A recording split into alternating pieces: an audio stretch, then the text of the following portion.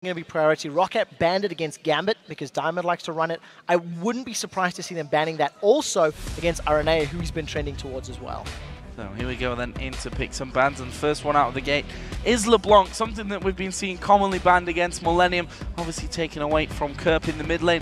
Also a Lulu ban coming out. It seems like the second half of today seems to getting more used to banning Lulu. That's been a problem overall. I'm wondering about Elise now. If one of these teams want to ban that out and maybe get it off the table, we've seen RNA defaulting to the likes of Lee Sin, which is a similar type of playstyle, very mobile, very in your face, and I wonder if this isn't a consideration for ROCCAT. Do they want to target RNA again, who has been struggling? There's the answer. They're going to ban that Trundle, taking it away from Kevin, and not wanting it for Zazas either. Well, final ban actually was Renekton here for Millenium, which tells me that ROCCAT may just think about first picking that Elise. They've done really well with it, to be honest with you, and I think only lost 2 games so far with that Elise, or maybe even 1 Elise. They lost against SK Gaming with it, and that was it so far this season. They also got Elise earlier today, and it was a first pick against Gambit, so I definitely think it's a possibility. You have to consider the likes of Thresh as well, which is a very important pick for Vander. If Vander doesn't have Thresh, he goes to Morgana. If he doesn't have Morgana, he goes to Lulu, and we'll have to see what he's going to play in this matchup. Also interested to see what RNA goes for now that Elise has been taken away. Obviously, Evelyn has been something he's gone to, but that's banned out this time around. We do know that Millenium are going to be picking up Lucian at least for this game. RNA just playing to the crowd a little bit before settling on Ziggs for Kerp. I wouldn't be surprised to see ROCCAT lock in something like a Caitlyn and a Gragas now. They know the AD carries there. Alternatively, they could even go for a jungler if they wanted to get Pantheon in their list. Pantheon was banned against them by Gambit earlier. It is a champion that they've done well on, but I think when you consider that a team has already played a champion earlier in the day and done well with it, like a Gragas, like a Caitlyn, for example, there's that comfort factor that comes with knowing you perform, knowing you've delivered it. And ROCCAT, they're really thinking about this picks. They've used a lot of the time through that final pick, the first pick, and really making sure they run this clock down. Well, let's see a lot of discussion going through there. You can see Jankos on the left just barking out the orders. He's currently hovering over Caitlyn, not giving anything away with that pick since the Lucian was already secured for Creaton over on the other side. Could be Annie. Yeah, I'm wondering if they're gonna go in for the support, and well, it will be Annie. So Annie is the 4th champion that Vander has played, and I'm gonna go out on a limb and say this is the 2nd time he's played her.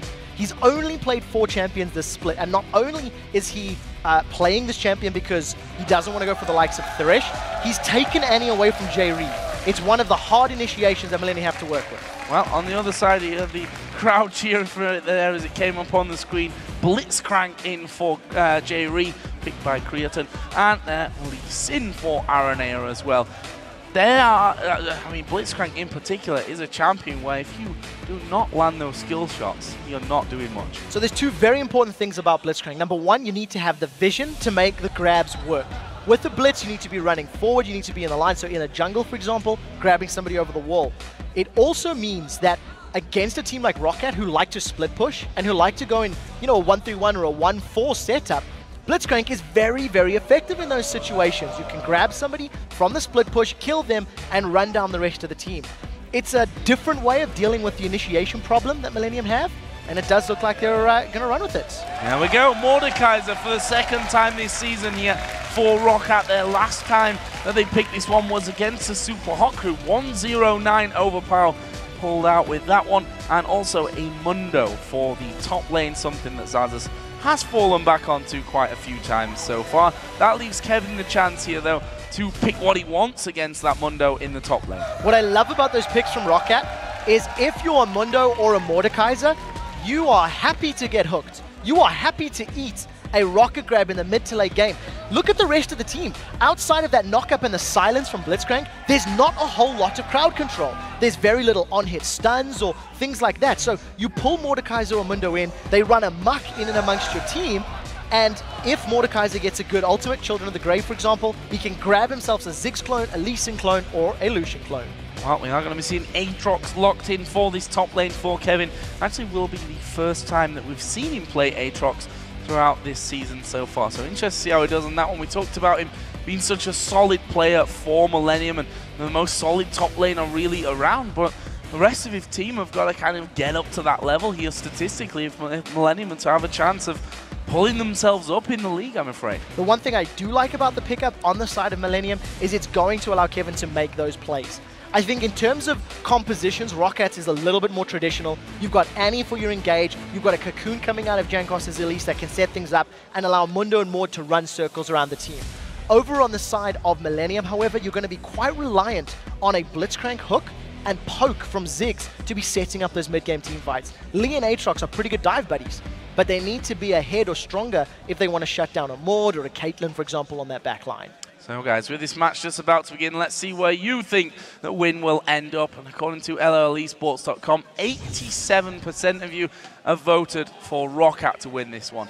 I'd like to say I'm surprised, but I'm not. No, definitely not. In comparison to the two teams, who's in form and who's already picked up a win today, I think that is a fair vote. I would, however, say that Millenium have gone for a different group of champions to what we're used to seeing from them.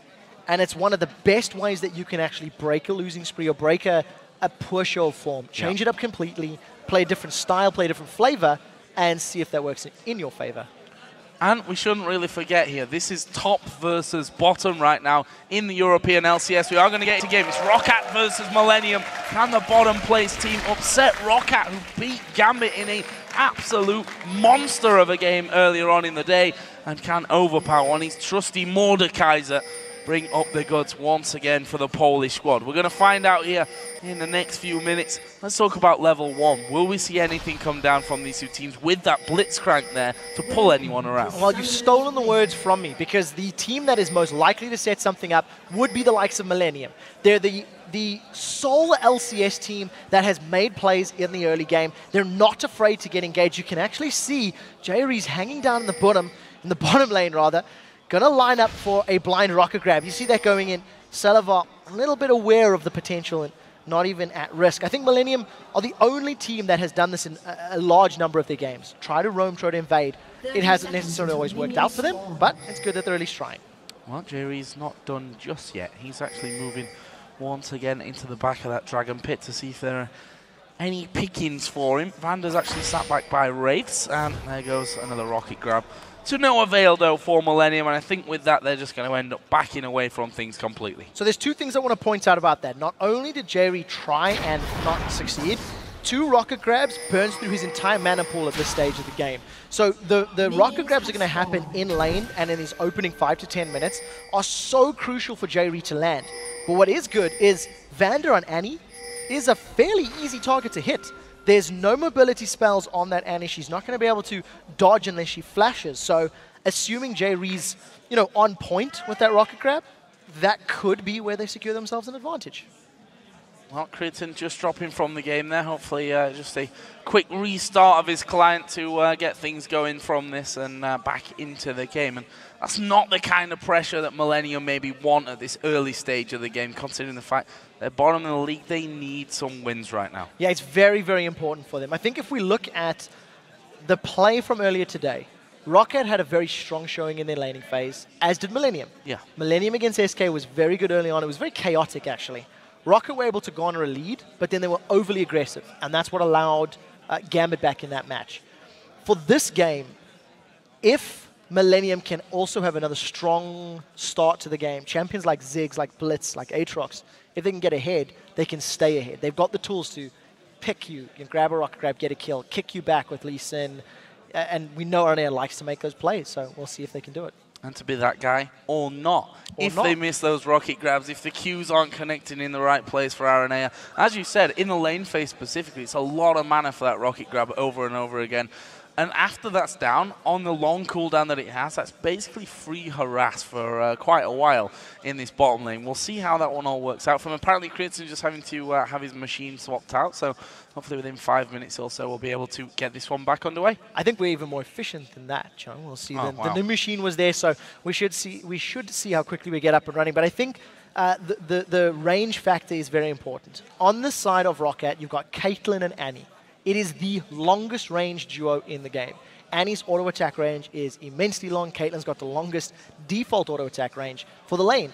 And they're going up against Lucian, who's shorter range than Caitlyn, and Blitzcrank, who's melee. So it's going to be very, very important for Jerry to get good hooks.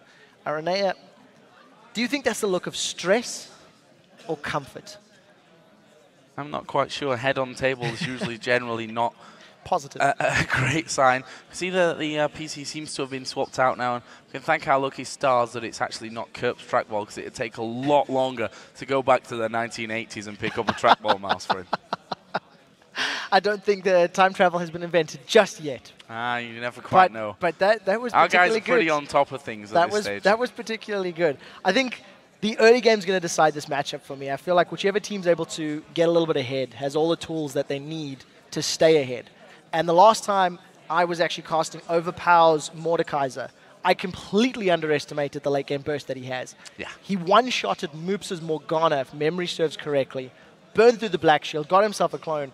And if Overpower gets to that point, Aranea is squishy, Kerp on Ziggs is squishy, Lucian is squishy. So they're ripe for the pickings for that Mordekaiser burst. Yeah, and you even look down the team and you're like, well, who does he get? If he gets Aatrox later on into the game, just hammering through the rest of the team. Lucian, obviously, that's a real given. Getting the AD carry as a clone on your team, you are basically just going to absolutely wipe the floor with the rest of the team afterwards. Now, if memory serves, SK Gaming beat ROCCAT running Aatrox top lane and Xaxus was playing Jax fairly recently. Yes. And Xaxus will be a little bit more familiar with that matchup. But on a champion like Dr. Mundo, who is very weak in lane, needs time to build up, needs to get his items. In addition to on patch 4.2, the Perseverance Mastery is going to reduce his healing, so he's a little less effective than he used to be.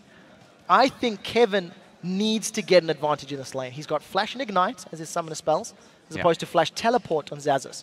And when you've got Aatrox that's got a lot of early damage, that's got a knock-up, that's got a slow, and you've got an aggressive summoner spell, he has to make it count. And Kevin is, well, I've said it a couple of times, I feel like I'm almost on repeat with that one, but it can't be underestimated. He has been probably the most stable top lane. I'd put him up there right now with Freddy, most definitely, if I was to say who are the most stable and, you know, performing top laners for their teams. Freddy and Kevin in particular have been really standout. It's hard to really say with the top laners because their job is very specific, I'd say. You know, get tanky, get a bit of split push going on, don't die too often, stay alone on your island and be all fine in there. And then when it gets to the team fights, just dive in and try and eat everyone's faces off, which is something that Aatrox is going to excel at if Kevin gets going.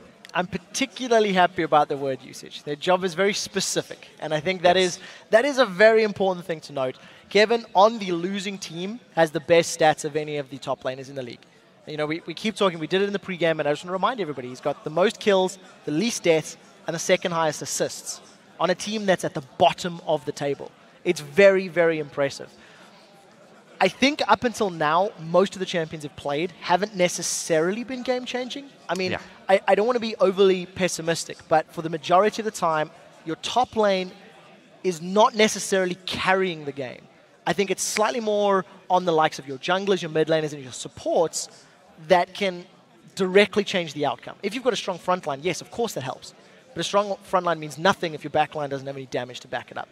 Now, all of a sudden, you've got a champion that is strong on the front line, has a built-in revive, can deal damage. So it's not like we're putting any pressure on Kevin or anything. Yeah, hope he doesn't hear any of this, so he might put him down. I just saw Aranea then. He continues to keep his head on the desk, whether that's just a case of... And actually, I was talking to both Creator and Aranea earlier, and they were saying that, you know, when it comes to Super Week, it's great for the fans to watch out there, but we in particular have a bit of a tough job because specifically for Millennium today, they've got 2 games in one day. That's I think as tough as it really gets throughout the season to have these 2 games coming up on one day and to really prepare how you're going to go from that one. I mean, if you look at the games, the teams that they've played as well, they've not exactly had it easy on that front either. SK Gaming and ROCCAT, who beat Gambit earlier on in the day. That's 2 very tough games for 2 teams that I'd go out on a limb and say have very different preparation schedules as well. Yeah, I completely agree with that. We sit and we prepare for each of these shows as casters, and we go through picks and bans, and we talk strategy and players, and we can spend 40 minutes to an hour just on picks and bans, just theorizing possibilities and outcomes. And we have the luxury that our jobs aren't dependent on getting that right. You know, we theorize, but if you theorize incorrectly and you sit down and you go, well, who's going to think Mordekaiser is going to get picked again? Yes, it was picked. We have seen it. But realistically, at the LCS level multiple times, I wouldn't have predicted it. We say it for fun, but it's out, it's a game, and now we have to see how Millenium deal with it.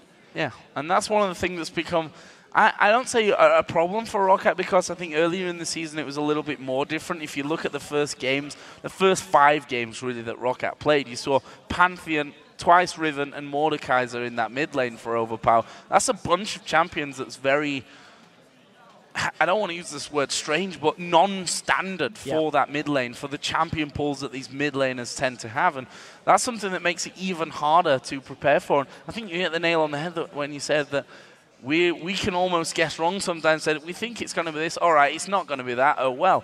But if they guess that wrong and they get outpicked in this one, it's not just a case of, oh well, it's a case of we got another L next to our name.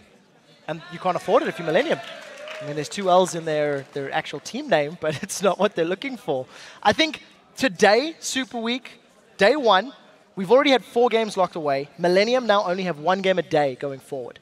So depending on the outcome of this match, it at least alleviates some of that pressure for the rest of the week, whereas every other team, with the exception of ROCCAT, is going to be playing 2 more games on at least 1 day.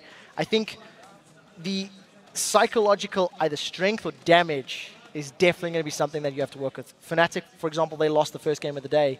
3 more to play this week. 1 and 9 in their last 10 games.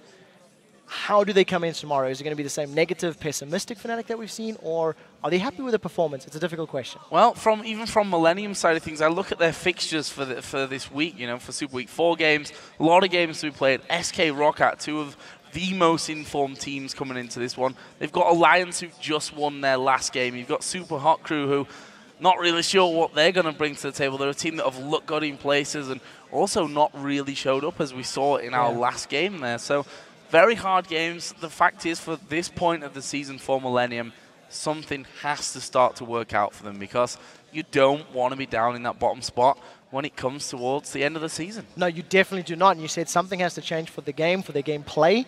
Aranea, he said out last week, my days in the LCS may be numbered. He put this out on Twitter. We'll have to see how his performance is going to be in this game. Well, we're going to find out, because we're back into game now. ROCCAT versus Millenium. You saw Aranea on your screen there, doing his red buff for the very first time in this one. Jankos doing similar over on the top side of his jungle. Blue buff pick up for him, and they'll move over the other side of the map. This top lane then, Mundo versus Aatrox. A matchup which, just Aatrox in particular, becoming more and more of a regular fixture in this top lane. As we see there, we do have another pause. This time it seems to be Kerb under his desk. Oh no, it's Kerb's trackball apparently. Uh-oh. Have I cursed this one? That's not good. This is your fault. Your fault indeed.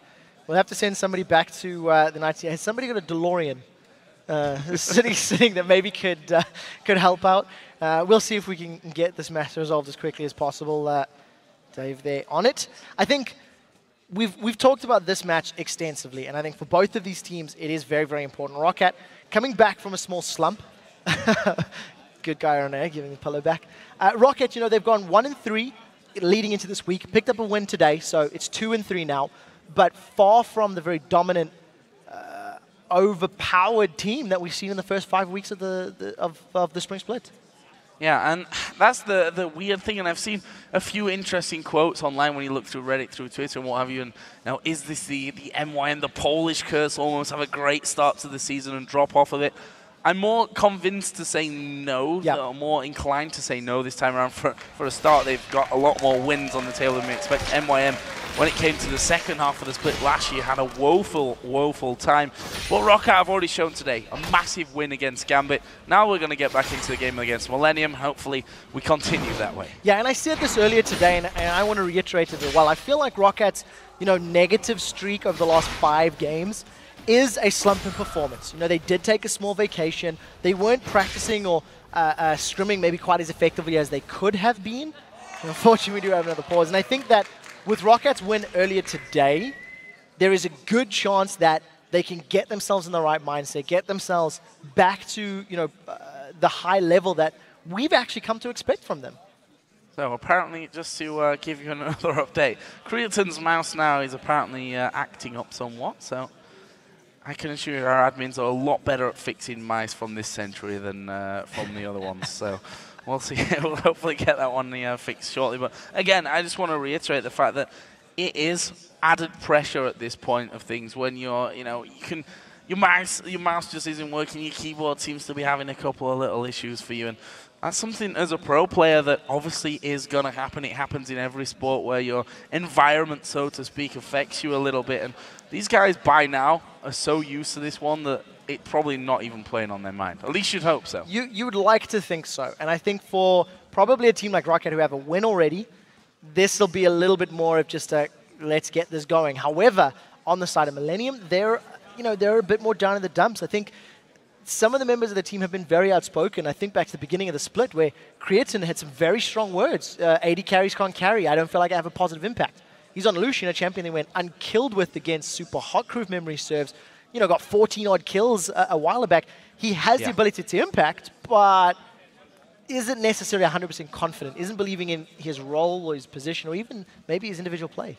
Well, the interesting thing, if you look at Lucian, is the wins that he has. It's not many of them, which may be why it makes it easier to track. The 3 wins, Lucian, 14-0-7, 6-1-6, and 10-0-4 on that one. So he's doing really, really well on Lucian. Guys, we're going to check in with Shox and Deficio, though, while we get things fixed on stage. They've got Young Buck standing by for a chat.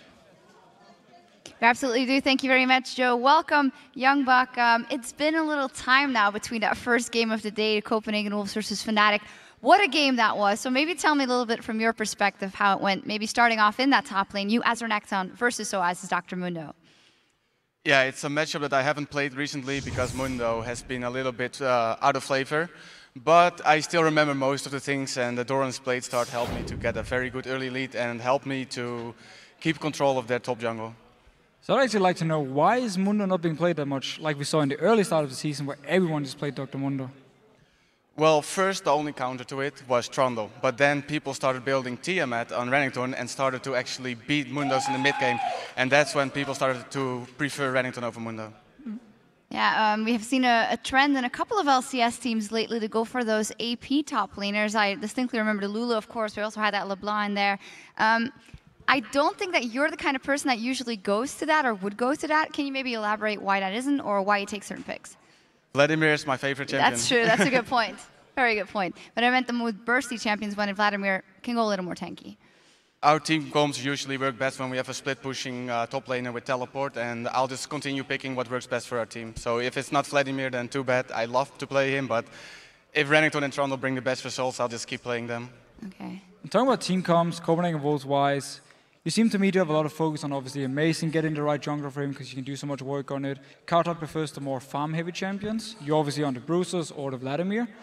Take me through like a standard, favorite picks for you guys. Is there anything you really favor, or is it generally just you like these simple champions for everyone? Well, the Lee Sin for Amazing is of course one of our highest priorities, and Lulu for the mid lane is also extremely high priority for us.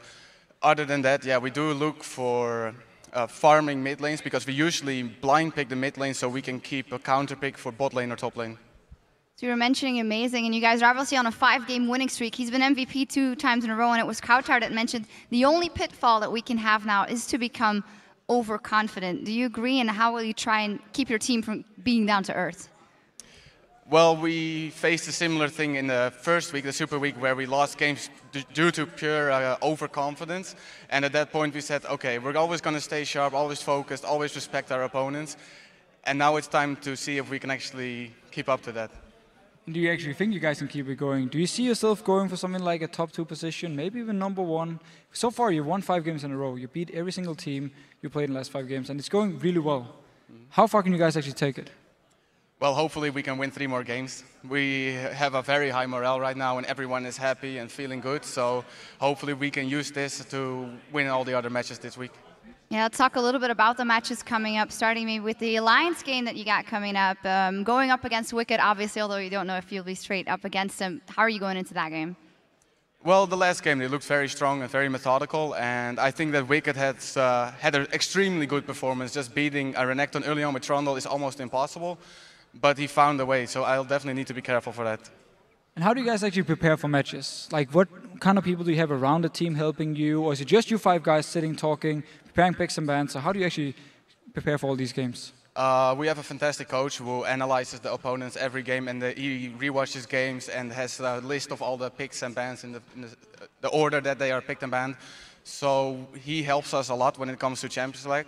And then from that, we just look what we want and if we see any weakness in the opponent. All right, well, thank you very much. Good luck in the rest of Super Week for you guys. I'll never forget Vladimir is your favorite champion anymore. And now we're going to head back over to the casters to get back into the game. Thank you very much, guys. It seems like Creaton is on his way to getting everything fixed, or is possibly already fixed, and we're going to be getting back into things in just a second. We'll see. We'll see. Fingers crossed and all that kind of stuff. But always nice to hear from Youngbuck there on his opinion in that top lane. Yeah, it's very nice to actually get some time to talk to the players about some of the other champion picks. I think Mundo, saying it's fallen a little bit out of favor. We're seeing it a couple of times, and Overpower eats a rubber ducky. He does, and he actually takes a turret hit for the fun of it there as well as he got knocked into range. Nice little move by Kurt. The reactions of a man with a trackball. I still cannot believe that happened. Look at the damage. Yeah, this is a lot of damage right underneath the turret. His barrier's going to get popped there. And actually a lot of damage coming down on towards Jerry. That passive forced it to come out. And that is the danger of the Blitzcrank. Yeah, and the range coming up from Selva and Vander. They just poked him down. No, Overpower's in trouble. Here comes Aranea. Oh, nice flash though. We saw the dash to the ward from Aranea and flash straight over the top of the queue from Overpower. Could have tried to dodge the backside of it, but honestly, if that ever happened, he may just have been dead if that would have landed onto him. So, good decision, I think, in the end, but also leaves a nice, juicy opportunity for first blood again for Millenium in the mid lane. Better safe than sorry, and after that extended pause, we see a lot of aggressive plays coming out from these teams. I think with Kurt being on Ziggs and having the immense advantage in the mid lane in these early levels. He's got, a lot of range to work with. He's got the additional damage from his short fuse passive is just going to be poking Overpower down, and all of the bouncing bombs means Overpower's going to need some time to get back in this lane. You have to give Overpower props for being even on CS against Kerp on Ziggs, who actually has a lot more tools to work with in that mid lane to keep him zoned, keep him controlled, and keep him down. So a ward being put down, pings coming in from ROCCAT. They actually saw that one place there, so Jankos knows that there's no free path in to that top lane to have a go at Kevin.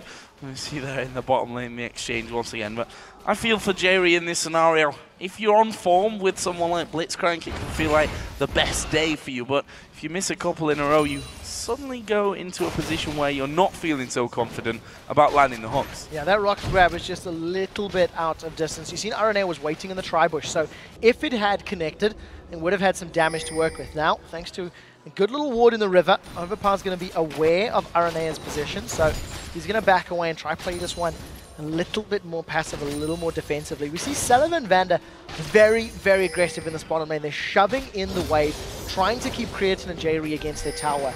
They've got some good vision in the river to play with. And it's already showing is about a 10 CS difference between these two.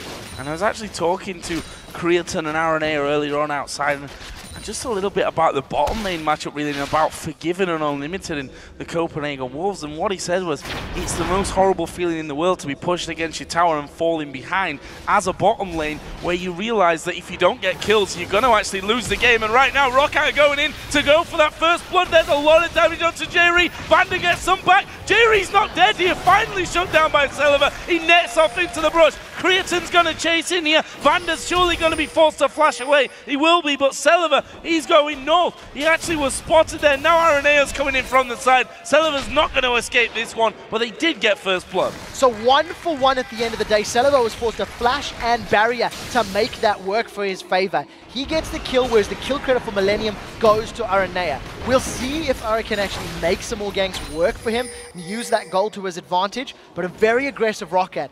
The Jankos and Elise, he flashed Cocoon. That was a point-blank Cocoon. He didn't want minions to get in the way. He wanted a no-risk, guaranteed lockdown.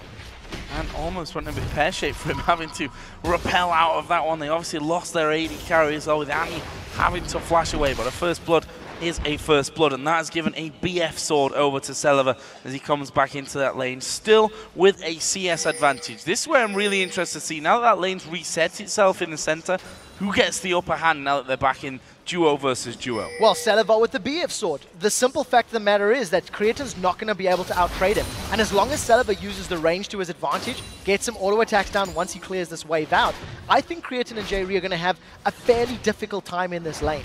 Selva got the kill at precisely the right moment. He had just enough money to get himself a nice big advantage in terms of auto attack damage.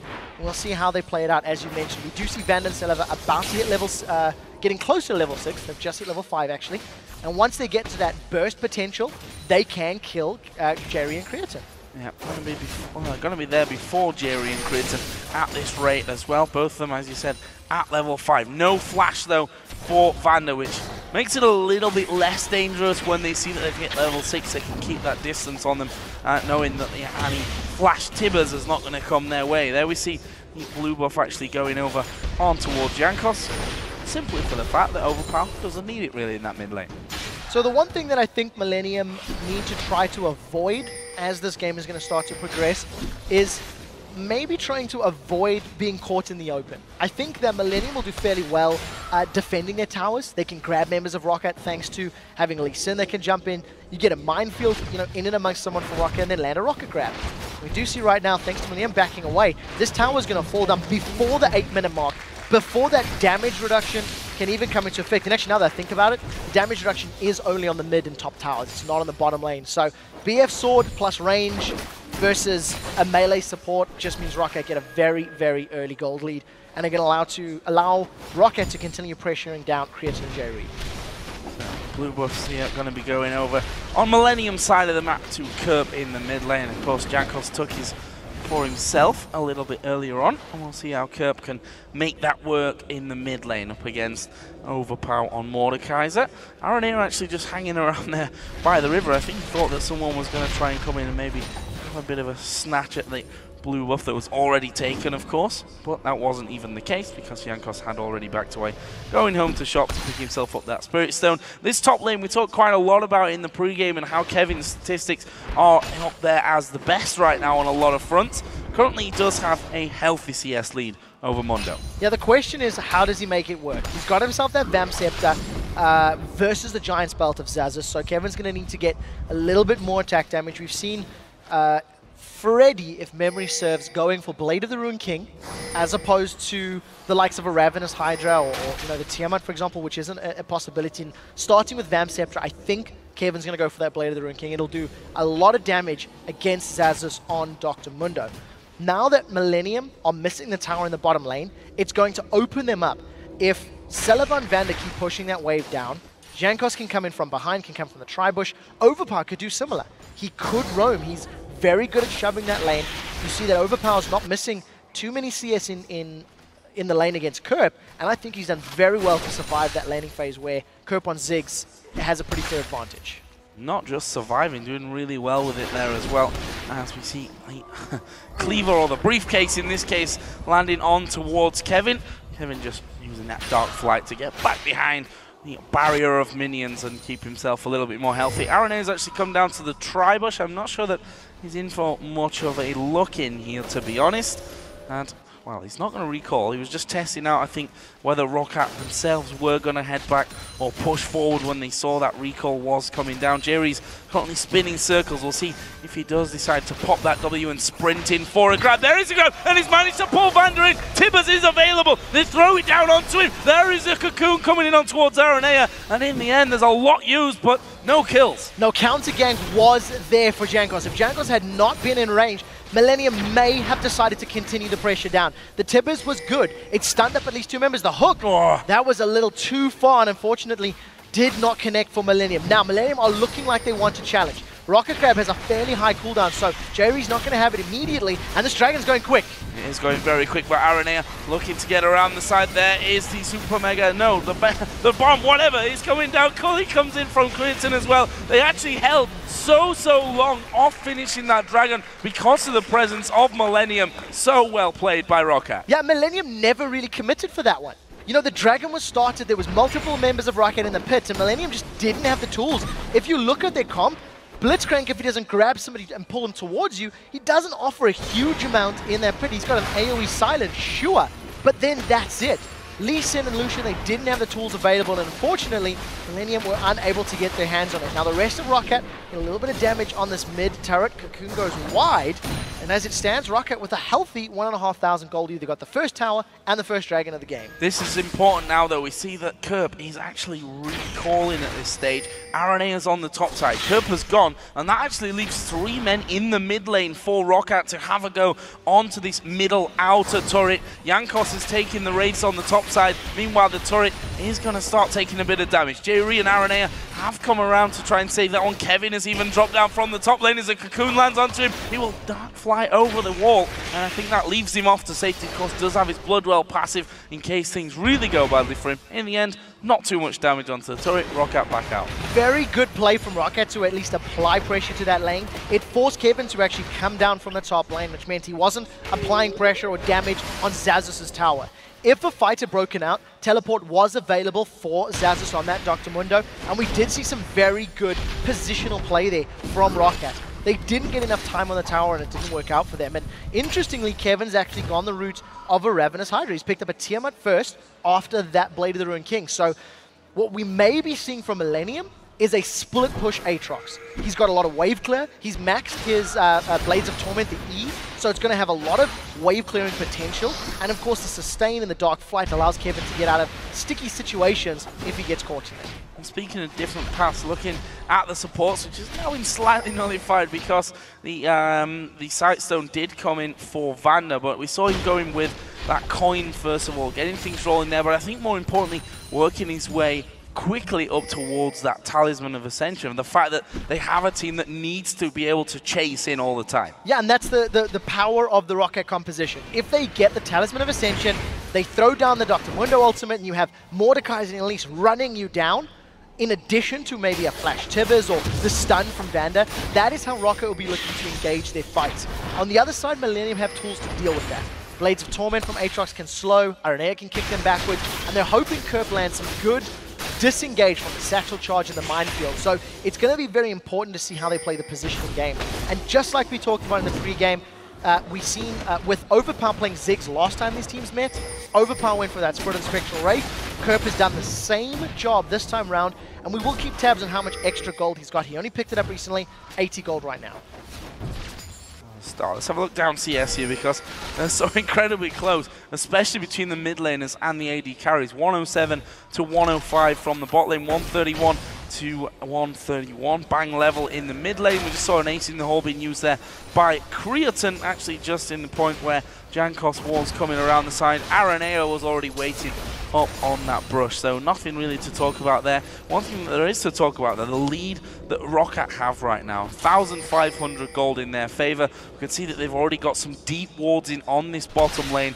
With that mid turret, you'd expect is going to be the next target. I don't see Xaxus being able to bully Kevin out of this top lane for now, so we'll see how that one all goes. I anticipate ROCCAT will try push down that mid lane turret as we get closer to the next dragon. You know, ROCCAT as a team really like to pick fights around dragon. They like to apply a focus on that objective. They've got the first one of the game, and I think by the time the next one starts being about ready, you see the countdown timer is just loaded on your screen, 2 minutes to go. ROCCAT will most likely try to get the tower and then go for dragon. Alternatively, if Millennium get a position for the dragon and ROCCAT feel the tower is available, you could see a trade, which is something we actually see fairly often at this level of play. Right, between the AD carries as well, pretty much even. Bloodthirster for both. The Berserker Greaves already done on the left-hand side of your screen for Celiver.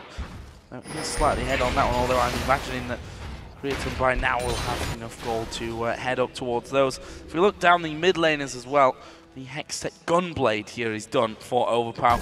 Puts him at a, for this stage of the game, 16 minutes in, a scary prospect to be fighting up against. Yeah, when you consider there's no MR on anybody on the opposing team. When you see Celiver's caught. Oh, it's a little bit awkward there for Celiver. Aranea came straight over the wall, pretty much face checked straight into him. That's got the AD carry low. Still a minute though, so actually Celiver could go home and walk back in towards the dragon area for this next fight. They're actually putting pinks in there to get control of that tri-bush as well as the bottom side of the map here with that dragon so close to spawning in. Going to be interesting to see how this one all develops there. Vander going home for now. RNA are going to do the same. Kevin's actually just leveled up the tower score by taking out the outer turret in that top lane, and that's again perfect timing for him to say I can walk down. Zaz's looking like he can stay. He's got teleport. He can push that lane out whilst Kevin will have to walk down to get involved. And that's probably why Kevin is trying to shove this lane down right now. We'll see if Millenium really want to go for the dragon the moment it spawns.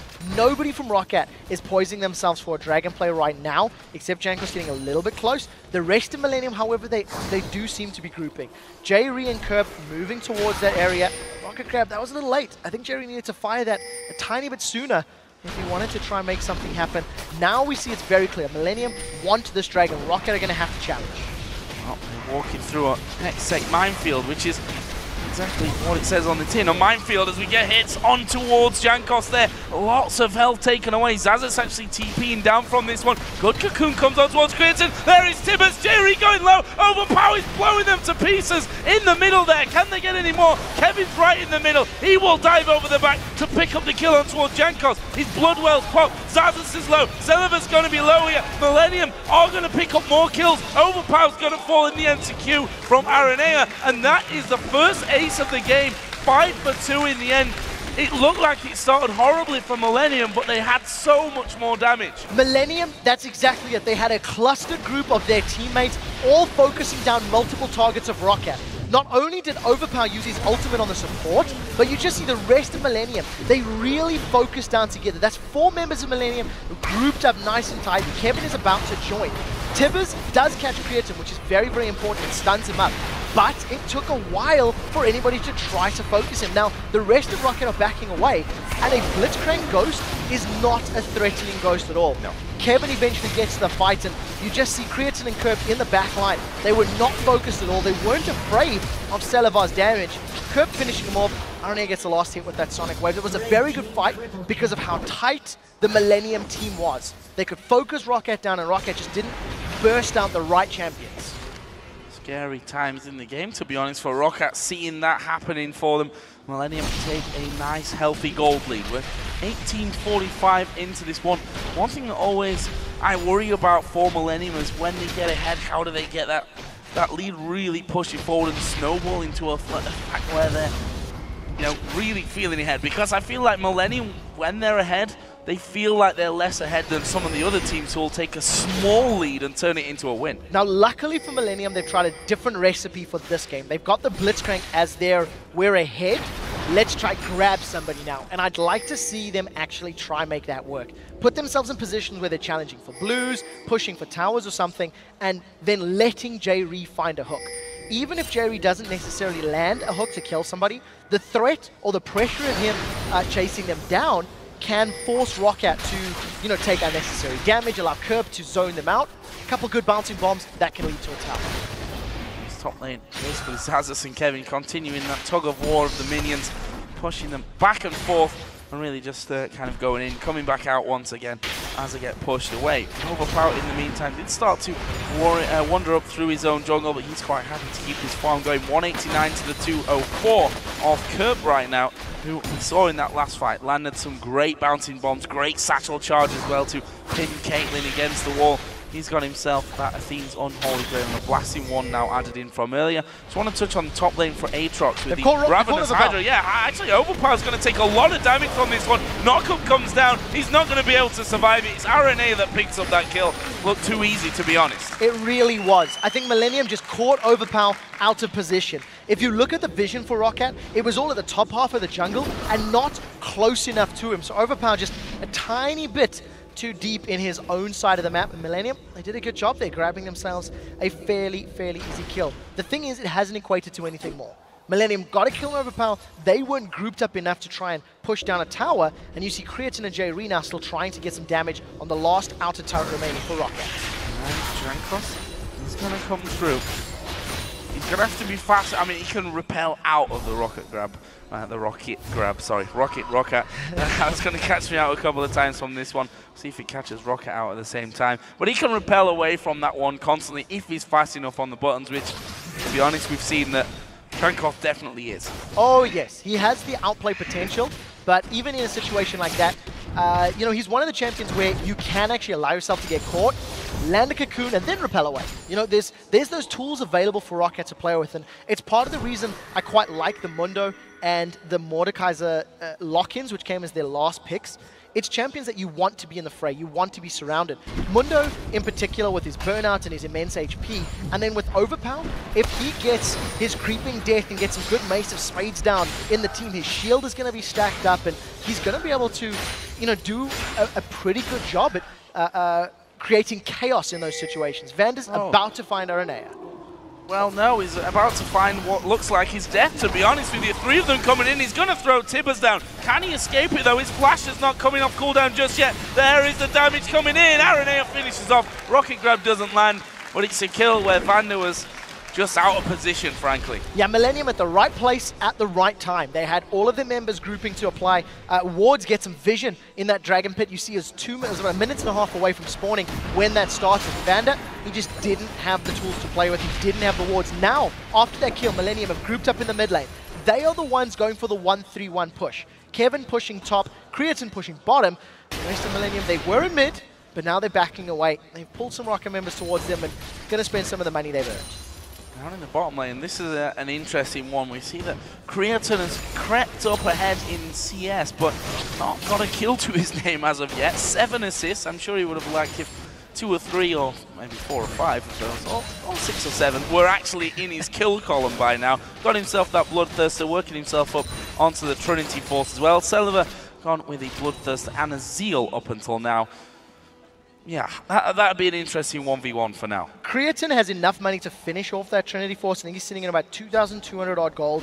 He's got the makings of that Triforce already, and thanks to the fully stacked Bloodthirster and Sheen, he's actually trading very, very efficiently with Celivar. We do see he's not backed off just yet, gonna go for another Dragon. I don't think anyone from ROCCAT can challenge this one, and this is an uncontested Dragon. Very, very smart play from Millenium. They got vision earlier, they were able to bully ROCCAT away, and they just started at the instant it came up. This is the retort, though, from ROCCAT going in for that top lane. And, well, for now, not much of one. Not a finisher, at least, but another wave of minions is coming around. And in the end, Xaxus actually leaves that one. Wasn't quite sure if the minions were enough to top that one off and actually take it. What they are going to be able to take, though, is the blue buff. Aranea says, thank you very much, Jerry. That's very nice of you. Blue buff is going to be taken away by Aranea. And that hit squad just backs away onto their own side of the map, with actually 4 people from ROCCAT starting to close into them, and Jerry will be saying, I told you that was smart. Now, I'd like to see them continue doing that. If you look at all of the champions on Millenium's side, they've all hit very good power spikes. Kevin has had that Ravenous Hydra for a while. He's got a Spirit Visage in his kit. The Death Cap has now been completed for Kerp. He's currently sitting on a bonus of 500 gold on that Spirit of the Spectral Wraith, so starting to pay some dividends. And with Creatine getting his Trinity Force, they're all now in these plateau moments where they've hit a spike and they need to take advantage of it. Millenium have already won a couple of team fights and found picks. Now let's see them siege and use Jerry's rocket grab to its fullest potential. I wish we could see the accuracy of those grabs from Jerry, actually, and see what he's been pulling in and what he's been throwing wide of the target. The longer this game goes on, of course, the more they're going to become of importance for them, especially when it comes to their siege times and when they're being chased, because the last thing you want to do, I mean, it's all well and good landing the grabs, but you don't particularly want to pull Mordekaiser or Mundo into the rest of your team. He tries one there onto Jankos, doesn't quite land. Now, the previous team fight, we actually seen Kerp and Creatine relatively unchallenged, and Jerry's hook was enough to burn a flash from ROCCAT. Now, in this situation, allowing Kerp to poke down with those bouncing bombs and try get some damage on ROCCAT, and ideally having J-Ree looking for either Celiver or Vander or Jankos to try and burst them down is a perfect position. ROCCAT have split themselves up. Look, they don't want to be behind the tower. The risk is too great either for poke or for the hook. They're going to go for here from this one. We see the Aranea throwing those Qs out, Kerp trying to keep the men behind the turret zone as much as they can. There is the kick, actually knocking Bender back away. Creatine's gone low, Kerp is very low. There is a shutdown. Mordekaiser, a beast in the middle. They do manage to take Kevin low, and it's Creatine that they've got the ghost from. That's a scary ghost to be chasing you. It's all about the briefcases now. Does he manage to slow down Kevin? Aranea will dash off to him though, and that will lead them into safety. That was a 2-for-1 in the end. Very good engage from ROCCAT. Vander came in with that flash, Tibbers coming down, and very importantly, Overpower got Children of the Grave on the right target. He didn't put it on J-Ree this time. He also had a Deathfire Grasp as well as that Hextech Gunblade active to burst Creatine down. Watch Creatine's HP as Overpower just runs straight for him, immediately focusing him down. We do see Overpower going a little bit further forward. I think it was just one more spell cast that was required. In the background, you do see Kevin doing the best he can to get a kill, but unfortunately for him, he wasn't powerful enough to keep the rest of ROCCAT at bay. His knockup was okay, but unfortunately, 1 for 2, Creatine needs to be kept alive in those situations. Well, Overpower extending his score to 4-2-0 after that, and looking like he's headed up towards that Sonya's now, picking up a bit of armor. That he's going to be needing that. We saw actually how the ultimate out of Creatine just destroyed him on that front side. If he would have actually been behind someone at that point, that fight would have probably gone a little bit further for ROCCAT. It even leaves us now though at 9-5, 4,000 gold is the advantage for Millenium, and I can never count a ROCCAT team out. I mean, if we look at that game against Gambit earlier on, longest game that we've seen so far, they were ahead for most of it, then all of a sudden they were 4,000 gold behind after losing a Baron, or even 2 Barons in a row, I think it was, from that one. In the end though, they ended up picking that one up, and they're a team that has a lot of spirit for a team that's, now, I want to say less experienced somehow than a team like Millenium, which is certainly true to some extent. They've been on the top level for a little bit less time. They got a lot of character, and you can never count them out. No, you definitely can't. And I think part of the reason, oh, Jankos almost got caught out there. I think part of the reason that team fight went badly for Millenium is they didn't have the vision they needed to work with. They were working under the assumption that ROCCAT were scared of their poke and scared of their hooks, and basically counted out the ability of a flash Tibbers or a flash engage from ROCCAT. So what Millenium need to do is get better vision in the jungle, better vision around the turret they want to siege, and then they can sit quite safely. We've also seen the Talisman of Ascension being picked up here, which is a great bit of kit for them moving forward. So, what else have we got being picked up on the other side? A turret, first of all, for Millenium on the bottom side of the map, the third and final outer turret of the game from them. It leaves them 5,000 gold behind, but that allows them to get that vision that you were talking about a little bit deeper into the ROCCAT jungle and see if they can get J-Ree landing some hooks onto the right people. Very importantly, Creatine has grabbed himself a Quicksilver Sash. So if Overpower jumps onto him with that Children of the Grave, Creatine's going to be able to get rid of it. Let's look for the rocket grab. Oh, Celiva, a little bit of a dangerous position, but actually they're not going to chase too far. Araneo was the one going in, the net actually landing on towards J-Ree to slow him right down, stop the overall chase from that one. If his Talisman would have been finished, that could have been a different story. Top lane, though, we do see the third and final outer turret for ROCCAT now going down, which means the outer ring on both sides of the map is gone, and ROCCAT are making a play for the inner. Yeah, ROCCAT are forcing Millenium to choose. What do they want to do? ROCCAT are going to go for the top inner turret while Millenium get the dragon. I actually think ROCCAT are going to be happy with this trade because the map presence is theirs. They are going to get this tower down. Kevin can't do anything to stop it. No, can't really do much about that one. They would have tanked it up even if the minions had have gone down. Good play from ROCCAT. Although Millenium, as you mentioned, did pick up the dragon in that one. They're going to lose a red buff for the same token as this ROCCAT moving down towards that middle area. And Millenium actually making a play on the opposite side of the map now for that bottom inner tower. The thing is, I think ROCCAT are aware of this. They set their sights on Creatine and J-Ree, and if they get the kills, they're going on the turret as well. Oh, J-Ree could be in trouble from this one. Actually, he's going to speed by, but Overpower's already in there. There is the ace in the hole coming through. And they do get the ghost. As you said, it's not a scary one, it's more of a friendly ghost at this point. The fact is, though, it's going to be tanking up that inner tower in the middle lane. And whilst Millenium have got the inner tower on the bottom lane, ROCCAT keep powering on. Yeah, right now, ROCCAT, they don't want to be in a situation where they can get hooked and die or take too much poke from Kerp's Ziggs. Ziggs also just completed a Void Staff on this last back, so his damage is going to be amplified. I like what ROCCAT's doing is because they're down in gold. They've lost a couple of fights back-to-back, and they know that they've given up a few dragons. So to counteract that and bring themselves back into the game, they grab 2 towers uncontested, and they basically say, we know what Millenium's going to do, we'll play around that and gain advantages in our own map. 2 inner turrets, but 1 inner and a dragon, and both buffs from Millenium stolen away there, by the way, both of which did go over onto Celiva. Now, do we start that phase of the game, which we've seen so many teams struggling with, and losing games in part due to the dance around Baron. We're going to see Millenium setting up, and I tell you what, it's not much of a dance, is it? It's more of it's one of those awkward first dances where you just get into the action. Straight on towards the Baron there. They pull away, they've gone on towards Zazas. He's not escaping that one. Cocoon has landed on towards Kevin, but I'm not sure what ROCCAT can do now. Now with that hook landing, J-Ree's going to try set up another one. They're forcing ROCCAT's hand. ROCCAT are moving in. It's a good, sort of scouting ace in the hole, but look at Kerb. He's hopped over the wall. Rest of Millenium, they're not 100% convinced in this one. There is split minds. And the rewards down, even more importantly for ROCCAT. They can see, for Millenium, they could see where ROCCAT will go. And this, though, is interesting because if ROCCAT see that Millenium have backed away, they might just have a go for it. Overpower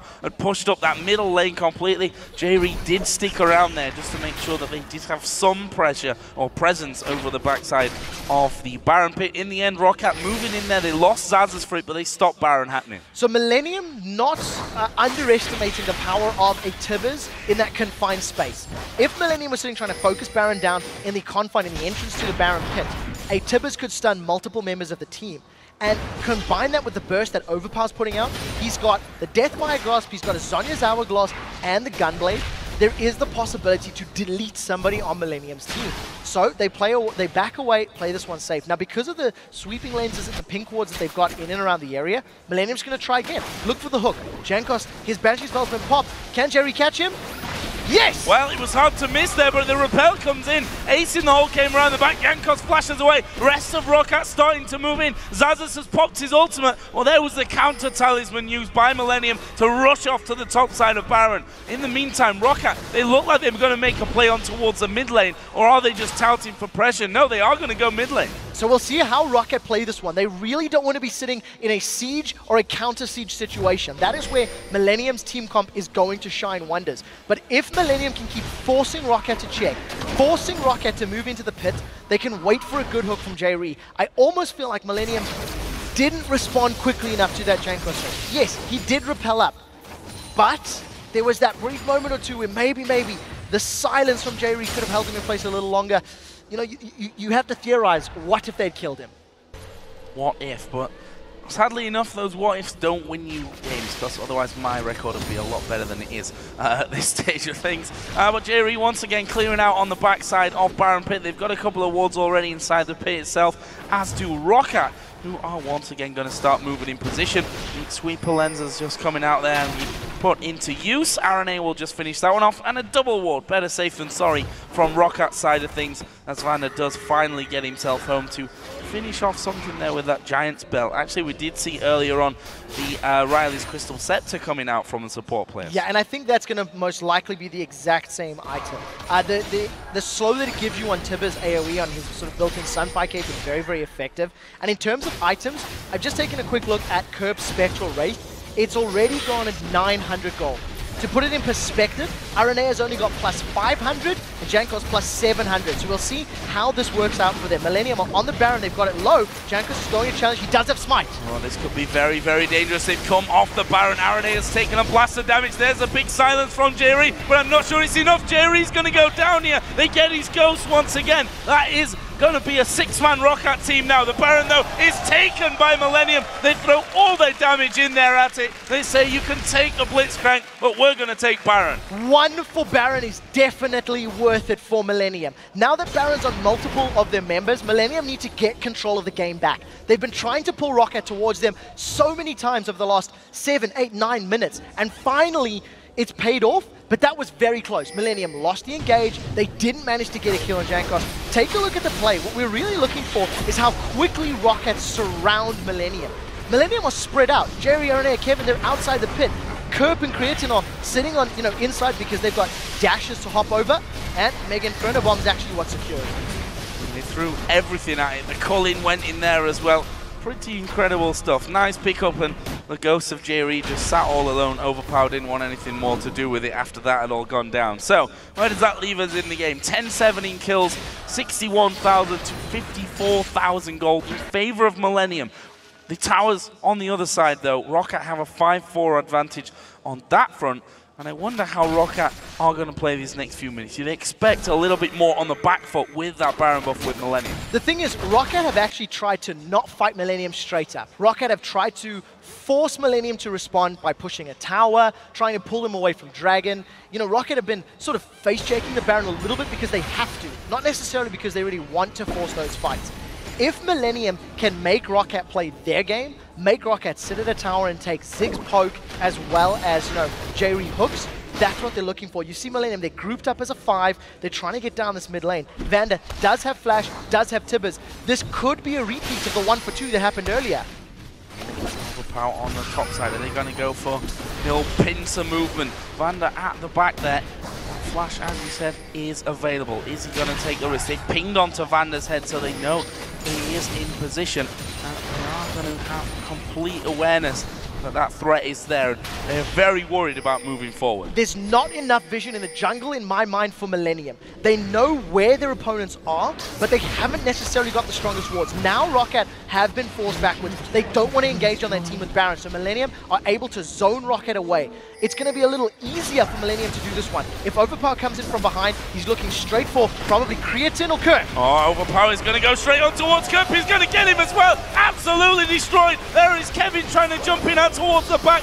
Sonya's popped by Overpower. We are going to see Celiver getting involved as well. Damage will be caught out though by Kevin. In the end, just a 1 for nothing, but they'll take that any day of the week. That's their siege potential severely hurt. Yeah, definitely. And because it was on to Kerp, it does mean he's the only real available target. The rest of ROCCAT are still going to try challenge. Millenium are feeling very, very brave. This is a 4v5 situation, and ROCCAT realize they can go in. Vander at the front here as well. Is he going to keep going through for it? Still has Flash. Still has Tibbers as well to come down into that one, and Millenium just speeding off to safety. And well played there from ROCCAT. That's going to pretty much time out the Baron at this stage of things and weathering the storm that Millenium could have thrown their way. Very successful defense there from ROCCAT. They managed to defend all but one tower.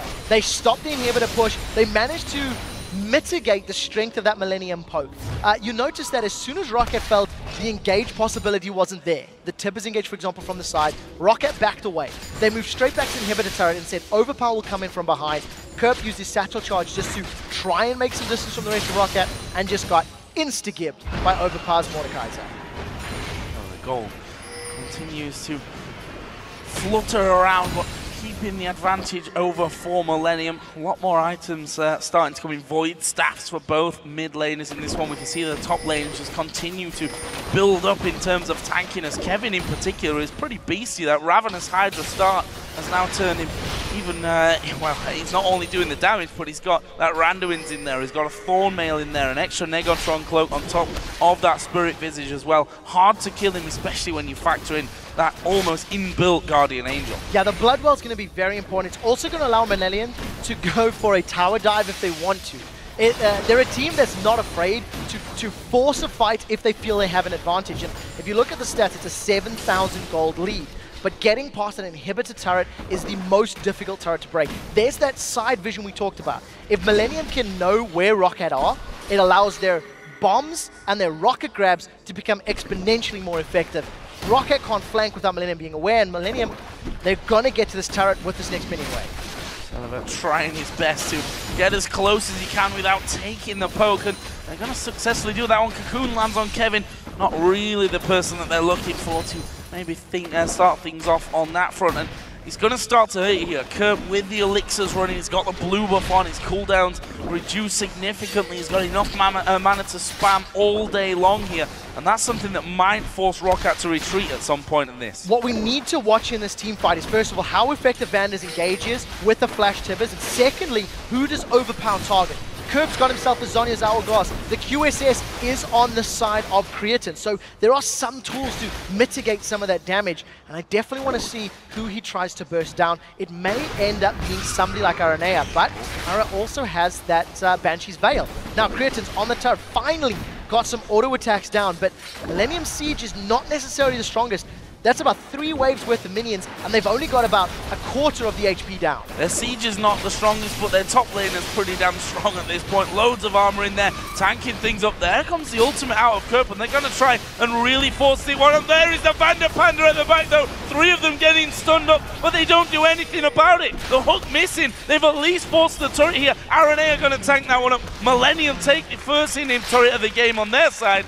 Are they going to keep going for this one, though? They've got 45 seconds to Baron. The initiation power from ROCCAT is severely reduced. As you said, the Vander Panda is not there. It's not a massive AoE stun, or at least it's going to be a lot less range. The rest of Millenium are trying to get to this inhibitor. There's the stun! They're going to go in for that one. It's RNA that goes low, but have they got the damage to finish up? Facing the whole goes through. Shutdown comes in. RNA is in ghost form now, chasing through as well. The rest of ROCCAT coming up with the back. Kevin pretty much perma-slowed. That briefcase didn't quite land. They're going to kill off RNA here. All bittersweet, taking down one of your own teammates in the end. And even then he doesn't die. Goes back over. That was a very good engage from Vander. Flashes in, throws down the W, holds 2 members of Millenium in place, and we said, who is Overpower going to target? And right now the focus was on Aranea. They get themselves a kill, they defend the inhibitor. The problem is, ROCCAT are having these small wins, these small victories, but they're still losing presence on the map. Millenium had siege for an incredibly long time. They got the tower down, and this has allowed them to get on Baron. They should be able to finish this before ROCCAT can get in play. I believe that they will as well. It's gone very, very low, and there is a pickup for Millenium. Nice little bit of Baron work for them, and actually Zazas here, right at the front of them. We can see they're thinking about when do we flash, delaying it as long as possible. 2 of them flash away. We see Kevin jumps over the wall as well, and ROCCAT a little bit too late to come out from that one. They fall further behind. So Millenium managed to get themselves yet another victory. They grabbed the Baron under their belt, and now I want to see if they're just going to siege up, say, the bottom lane, for example, and try get another turret, or maybe even the top inner turret, which is still standing, or if they want to make a beeline for that inhibitor. When ROCCAT were facing Millenium's Baron for the previous time they secured it, ROCCAT did not force a fight. They waited. They waited until it was a perfect moment to blow somebody up. And you have to feel that now with the lead being greater and with the risk of losing a fight being greater, ROCCAT should most likely play this even more defensive. I'm going to see Dragon going down, and that will be the 10,000 gold threshold here for Millenium. We have seen teams, I don't want to jinx them at this point, we have seen teams lose from having bigger leads in the past, so they still need to be careful about this one. But that slow but sure progression through the map like we saw down on that inhibitor turret in the mid lane will surely have to happen across the map as well. In fact, the only turret that's left outstanding, standing outside of the base, also outstanding I suppose, is the top inner turret, which I guess is not going to last long as they dive towards RNA, and he just kicked him back. RNA do not want. He was not interested in that one. He had no support of his teammates. Just gets rid of Sullivan and gets out cleanly. In the last moment or two, Kurt picked himself up a Guardian Angel, so he's even less of a priority or less of a possible target for Mordekaiser. In addition, Creatine grabbed himself that Infinity Edge, so his damage has just been amplified a massive amount. I think the weakness of that Mordekaiser in a game like this right now is the fact that whoever he wants to burst out, if it's going to be Kevin, you're going to pop his Bloodwell, or you have to get his Bloodwell before you focus him. Aranea is going to have his Banshees pop, but again, you have to commit a lot just to be able to deal damage to him, and it doesn't allow you to just 100 to 0 him with that Mordekaiser. Oh, they're out of position here as well. ROCCAT Millenium moving straight down that middle lane. The inhibitor, of course, is completely open for the taking. ROCCAT are getting themselves off to the side, but just Ziggs alone offers so much zoning power in this scenario. We see that the traps came down from Caitlyn to stop them coming through, and for now, ROCCAT have repelled that attack. Well, we'll see if Millenium decide to keep this up. They still have that Baron on for a minute or two longer, I believe. Banshees once again popped by Aranea. ROCCAT will split up. Vander's been the only form of initiation for the team and doesn't have Flash available for this fight, but he does have that Talisman of Ascension. Creatine keeps poking down the inhibitor. A couple more auto attacks. This is going to be the inhibitor. Yeah, Kevin just going to sacrifice a bit of his health there. Not really a lot even to tank that one up, all the damage that was thrown his way by ROCCAT. They get the first inhib of the game, and it's clear where they're headed now, straight towards the bottom lane where minion waves are starting to stream in. Meanwhile, Kevin is going to push that mid lane out, try and give them 2 things to work against here for ROCCAT, but in the end, doesn't look like they're going to get it. It'll be a similar thing. Time really more than just forcing your way in. Wait each time it comes down, but you can see the damage. Those turrets don't last long at all. And this is the strength of Millennium's composition. We'll look for the rocket grab, see if it can catch anybody, and even if it doesn't, the threat is there. ROCCAT need to stay so far back, they can't clear the wave. Overpower's wave clear is very, very short range. And yes, Celebar and Caitlyn probably has some pretty good clear, but that's it. They don't have Ziggs bombs. See Millennium just going in, poking it down, dashing away. Hook does not connect on Overpower. Very, very close from that one, Overpower. Breathing a sigh of relief, no doubt, from that one, as we only need one more hit, I think, from Creaton. There it is.